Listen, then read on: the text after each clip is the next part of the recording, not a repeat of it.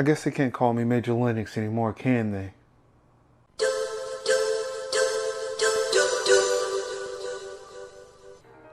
What's good, everybody? It's your boy Mark Summers, Major Linux, majorshouse.com, and I figured I'd come to you today. I'm not saying I have a lot on my chest.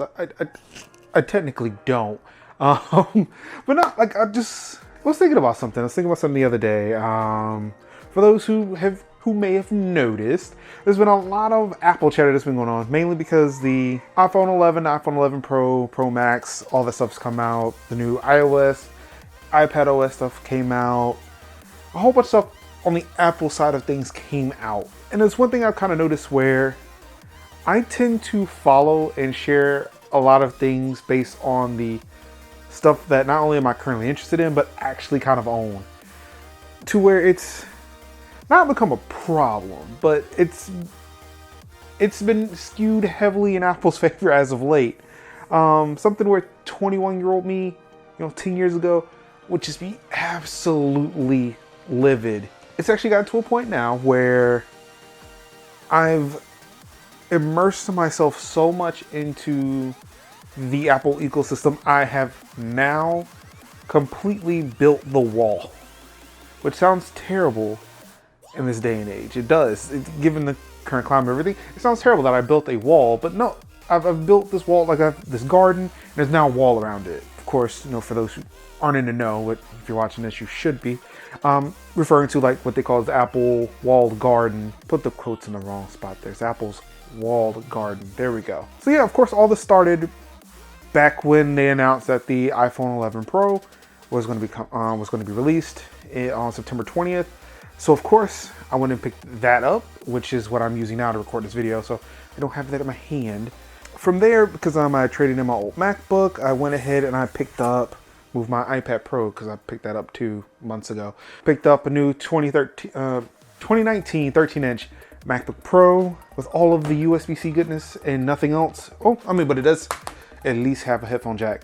Upgraded my Apple Watch, which is what I'm using to kind of monitor the footage here, make sure I'm still in frame, still doing the thing. Man, I'm looking sexy over there. Anywho, upgraded the Apple Watch and also picked up these guys, the AirPods. These are the second generation AirPods with the H1 chip, so I do have those. And yeah, like it all kind of happened after I picked up the iPhone 11 Pro, where there were things that were happening anyway. I was in the process of trading in my MacBook Pro. It was just kind of a perfect storm of, hey, things are happening. The AirPods were going to be picked up eventually by using a wellness app with my job.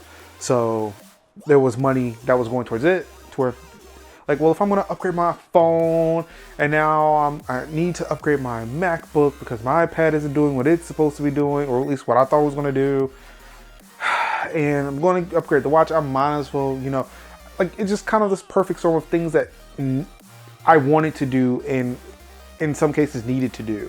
All just kind of convalesced into this one. That's a word, right? Convalesced? I don't know. It just concentrating to one perfect storm of a moment where over a week I upgraded the equipment that I had, added some new things to where I realized that I again built this wall where everything that I use on an everyday basis, my daily drivers, if you will, are all Apple products. Something that, again, 10 years ago, never would have thought it was a thing I was going to do. To where now, like, instead of calling it the Apple Wall Garden, I like to refer to it, shouts out to MKBHD with his matte black everything. I like to call it the all Apple everything. Or such, yes, I got the phone, the tablet, the laptop, the headphones, the watch. There's an Apple TV somewhere in here. My wife's on, not the iPhone XR. My son is using my old iPad Mini 2.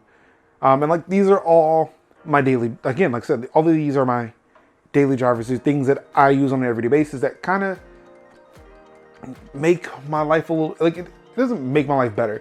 It makes it easier. There are things between all of these devices that allow me to, just be able to hand off from one to the other. If I'm using something on my iPhone, I can move over to my iPad. If I'm doing something on MacBook, I can get, well, actually, pretty much I can send it on my phone or my tablet.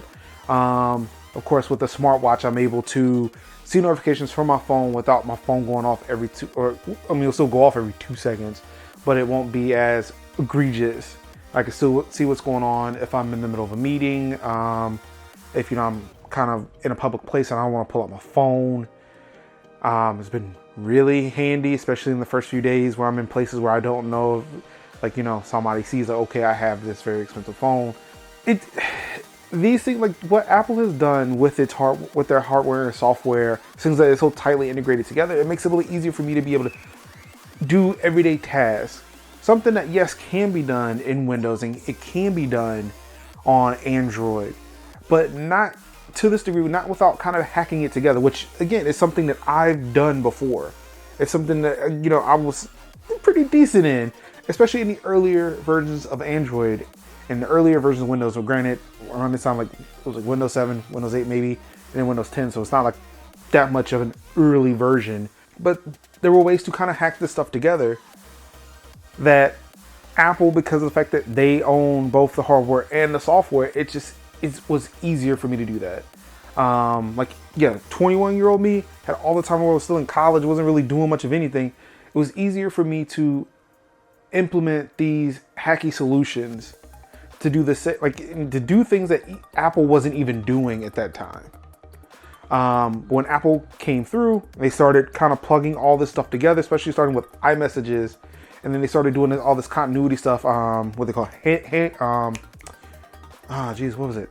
Handoff.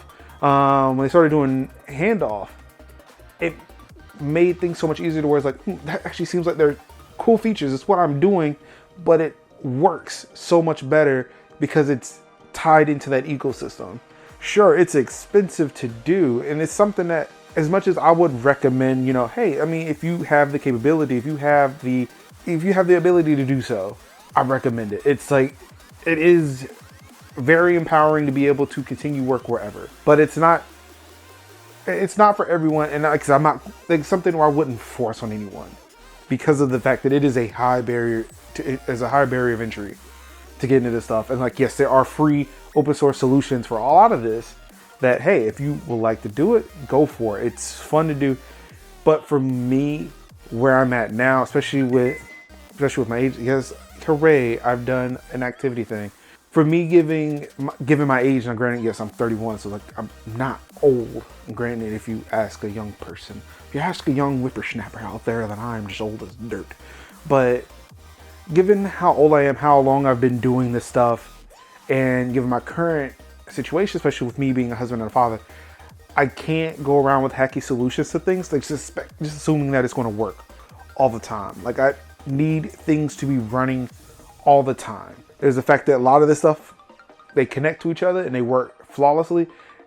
And as much as it seems like a really weird thing to say, but because of the fact that it's closed, like it's closed enough to where like I can do a lot of things that I shouldn't be able to do with a mobile device. Now, granted, they've made them powerful enough for me to do them, like play video games, actually maintain servers. Like, shouts out to the Cookout. I built their forums using this iPad Pro. I actually wrote the review for this iPad Pro on this iPad Pro. I was determined to write all of it on this iPad Pro. Like even posting the photos and everything. I formatted everything, submitted it, because you can find it on the Cookout's website. You can find it on MajorConquests.com. Like, doing all this stuff on the iPad Pro. And like, that's something that would have thought would have been a possibility, especially this soon. The fact that, you know, again, I could just do my job. I could literally do my actual 9 to 5 using this iPad, which is insane. I wouldn't, because I want this to stay personal, unlike my phone, but I can. That's the thing. Like, I can do that with this iPad. The fact that I can move back and forth between my phone, my MacBook, my iPad to continue work is amazing. To where like I've built up a workflow between the three. For me, that's what works. It's super easy. It's fun to do. But yeah, it is very expensive. It's a huge barrier to entry for this stuff. It's something I, again, wouldn't recommend. But when you do have it, even just with small things, like when I just only had my iPhone and my MacBook back in 2015, actually no, it was 2017. Actually, because I was using Android at the time when I bought my MacBook. I think at that time I was going between my iPad Mini 2 and my MacBook. Like, oh man, this is really cool. But then eventually I picked up the iPhone 7 Plus and realized, oh wow, I can actually send and receive text messages using my computer without having to use something like Push Bullet, which worked, but then it was a thing where you had to be on like the same network, and hopefully, like, especially if I was using it at work, like there weren't issues with what network I was on, which router I was going to, because being in an enterprise environment doesn't really work well with trying to make sure, hey, it's on the same local area network like it wants to be. Because my cell phone could be on one and my desktop, because it was wired, was just on some other subnet, and it's like, we don't see each other. What are you talking about? Like, there's no device here. But with macOS and iOS, it didn't matter what networks they were on, as long as they were connected to Apple ID, I was able to send that stuff back and forth, no problem. So like so again, like I said, there are solutions to this. They just didn't work for me, and especially now when I need to be more available than ever. I can't afford to have that downtime, and that's another reason why I switched over from Android to iOS, because I could mess up so many things on Android to where it was infuriating. With the one thing that made me move from from Android to iOS, was the fact that I couldn't get voicemail. Mainly because of the fact with the Nexus 6P on Verizon, I had to choose between voice over LTE and voicemail, which was ridiculous. And that wasn't even my fault. I thought it was at one point, but that's not even that was a limitation between Android and Verizon, to where I was like, you know what? I like voice over LTE, and I like voice over LTE. I would occasionally like to get a voicemail, and like I need to have voicemail, especially for my son's daycare, or especially for my wife, who would need to call me about my son if I can't get to my phone. I like voice over LTE, need voicemail. iPhone has that. The iPhone 7 had both voice over LTE and they had visual voicemail. Like, all that stuff was just working there. I didn't have to hack it together. I didn't have to try to use Google Voice with Google Fi and then do this weird thing to get it all working. Like, no, it was all there. Everything was built into the device. Everything was built into the OS. And because it's Apple, they've got the stranglehold over your mobile carriers. Again, it's the only smartphone that you can buy from a carrier that does not have carrier bloat. Think about that. Because of the way Apple is, because of how big they are and the control that they have, which can be scary, everything does work. I can understand too why everybody would assume everything should work. It doesn't. There are still some issues with Apple that I do still have to go and fix, mainly because they're so secure and they are so closed source that when you switch a phone or when you give away a device, you have to look in 20 different places to unpair them. My sister was not very happy when I gave her my old Apple Watch, and I realized 2 days later that it was still attached to Find My with the Find My iPhone feature, and didn't know. But yeah, like there are always these things that I look at and like, all right, does this work for me?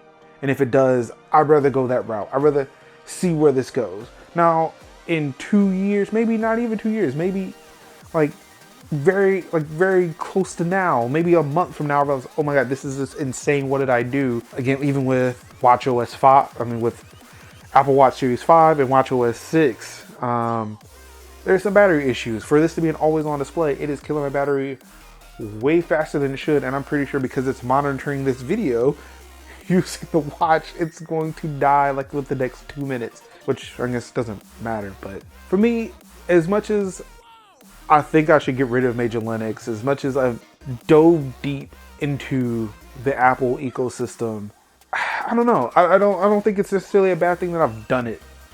It's not something that people would expect me to do, especially when people find out like I bought the new Apple thing.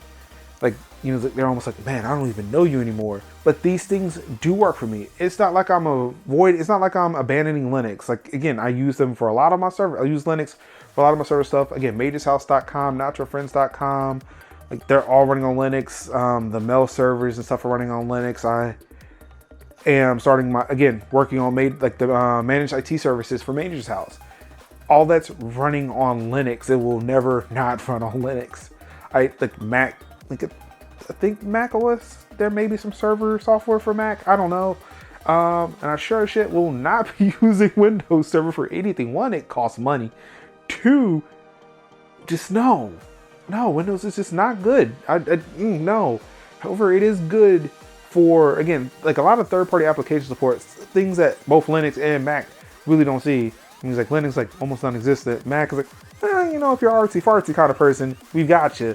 But Windows, everything. Again, Steam, Uplay, Origin, Epic Game Store, like Blizzard. Like, again, I would not be able to play Overwatch on my Mac unless I ran like Watt. I don't know if it's Wine. I don't know what can I use on a Mac that runs Windows programs other than like Parallels or something like that. And this thing, it may have the power to do so, it just does not have the storage for it. So I'm not doing that. Not to mention the fact that there's no graphics stuff in here. And then if I wanted something Mac related with a whole bunch of graphics, I pay a whole bunch more money. My Windows desktop costs about as much as this laptop, so there is that.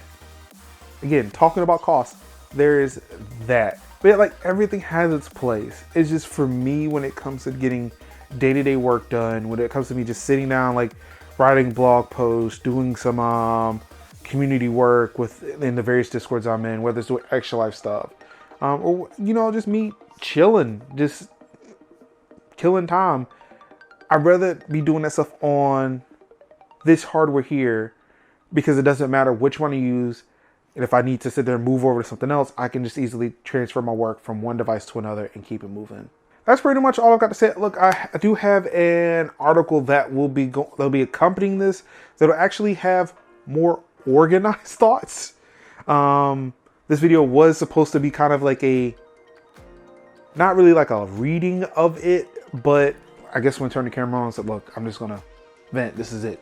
I'm gonna try to do more of these videos, maybe not with the article bit, but at least with the article, it's something I actually sat down, thought about, and kind of typed out to make sure, you know, it was kind of like more coherently talking about the things that, you know, brought me to the various devices that I did pick up.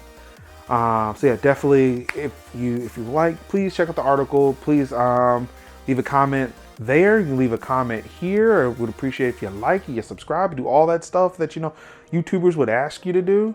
I'm pretty sure at the end of this, I'm going to ask you that again. You know, probably some other videos you should check out. That's everything. Hopefully I can get this up by the end of this week, because it is, I'm looking at my watch to tell me what time it is, because that's what watches do, right?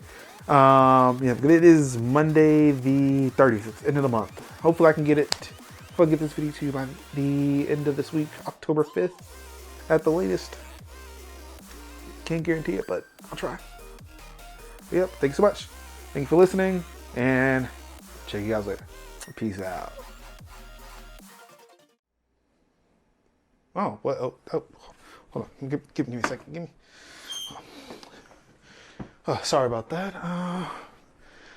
Well, I hope you really enjoyed what you just saw. Thank you so much, everybody, for tuning in, for clicking the video. Of course, if you'd like to see more of this dope content, we'd love to support the channel. Definitely hit that subscribe button below. Click that bell icon so you can be notified of more content that we produce here.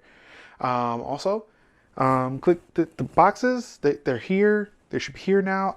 I don't know if they're not, if they are, but definitely click these boxes here.